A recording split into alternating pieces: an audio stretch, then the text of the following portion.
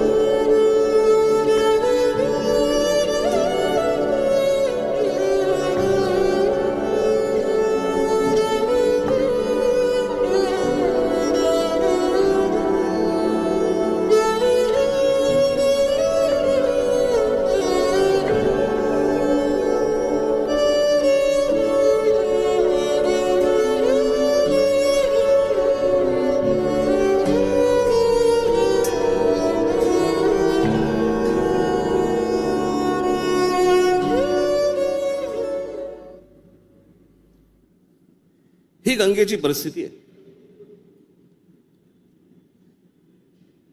आतापर्यंत 33,000 कोटी रुपये खर्च झाले त्याच्यावरती. तुम्ही आता तो महंत बघितलात ज्याला बोटीतनं तसाच्या तसाच टाकून दिला.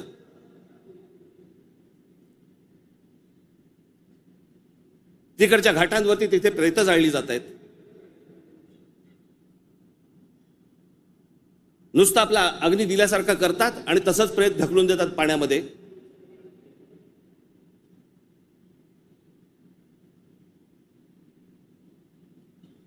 हा कोणता धर्म?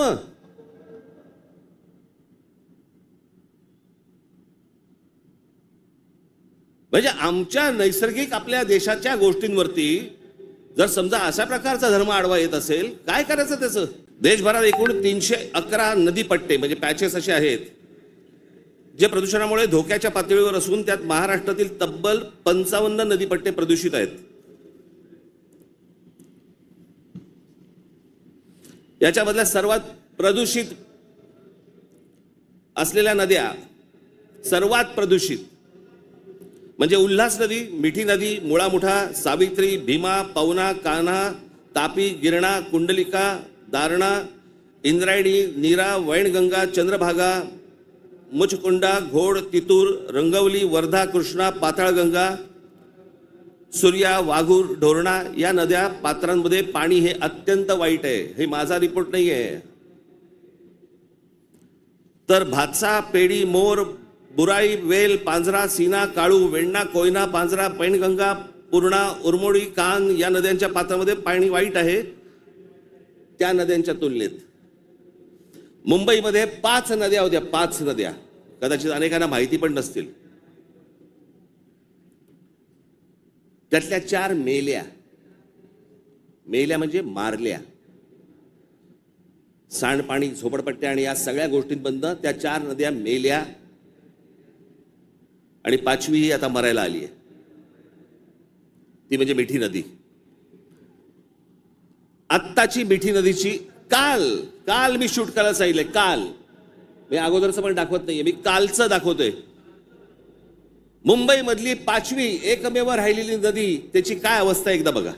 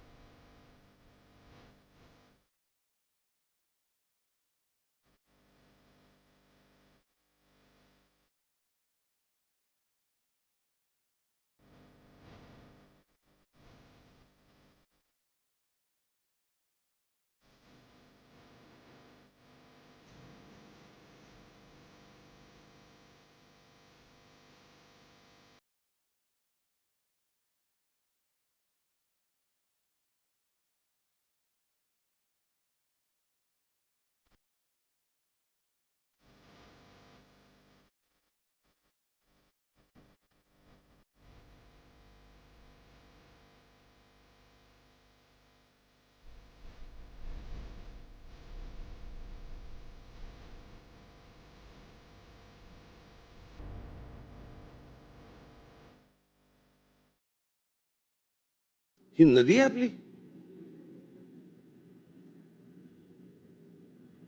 या सगळ्या नद्या मारून टाकल्या आपल्या लोकांनी. दरवर्षी येणार मुंबई महानगरपालिका म्हणणार की आम्ही मिठी नदी साफ केली. ही साफ? जोपर्यंत आजूबाजूची वस्ती हटत नाही तोपर्यंत या नद्या कधीही साफ होणार नाहीत.